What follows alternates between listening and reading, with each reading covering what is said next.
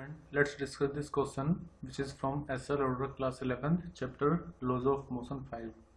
An automobile of mass m start from rest and accelerate at maximum rate possible without slipping on road और mu s यानी कि static friction का coefficient हमें 0.5 given है.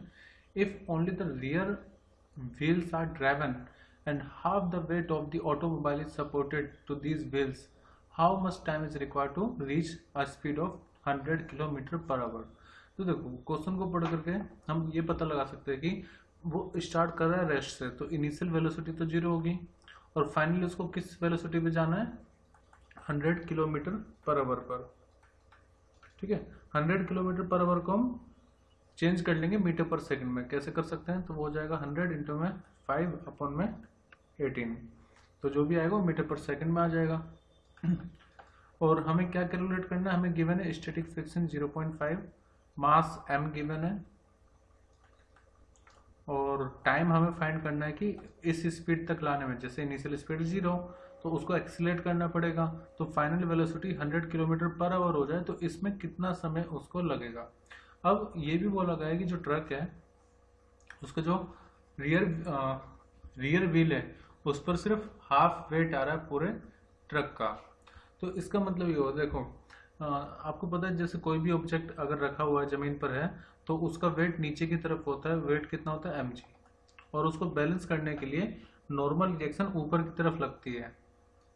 ठीक है, नॉर्मल रिएक्शन कहाँ होगी, ऊपर की तरफ. और जो नॉर्मल रिएक्शन होती है जैसे यहाँ पर तो वो mg के इक्वल होगी. Normal reaction will be equal to mg as per Newton's third law of motion. अब देखो आपने फॉर्मूला पढ़ा होगा कि जो स्टैटिक फ्रिक्शन होता है, फ्रिक्शन फोर्स वो बराबर होता है म्यू इंटू में नॉर्मल रिएक्शन आर के.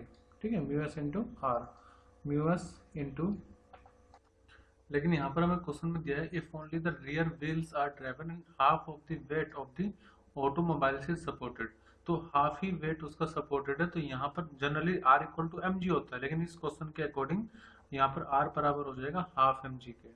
ठीक है, तो म्यू एस इंटू में आर कम करेंगे यहाँ पे, तो हमने लिख लिया म्यू एस इंटू में हाफ एम जी. अब आपको पता है जब भी कोई भी force according to Newton second law वो मास इंटू एक्सेलरेशन के बराबर होती है.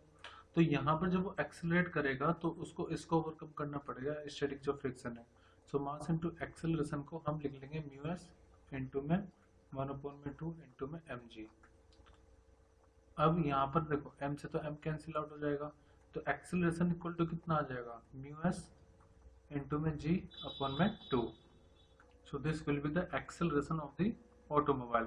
अब देखो आपने पढ़ा होगा कि एक्सेलरेशन इक्वल टू होता है change in velocity per unit time v minus U upon में t. तो वही मैं यहाँ पर यूज करूंगा v माइनस यू अपॉन में t equal to mu S into में g अपॉन में 2.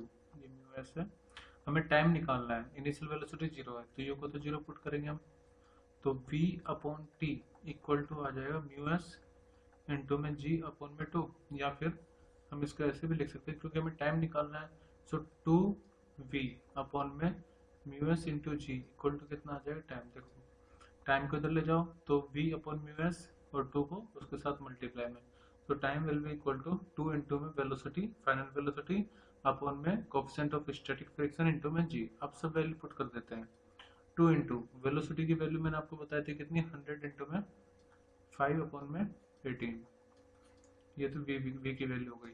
म्यू एस की वैल्यू में गिवन है कितनी है 0.5 यहाँ पर आएगा, और g की वैल्यू दी हुई नहीं है ना 10, तो इसलिए हम 9.8 लेंगे, तो g की वैल्यू 9.8.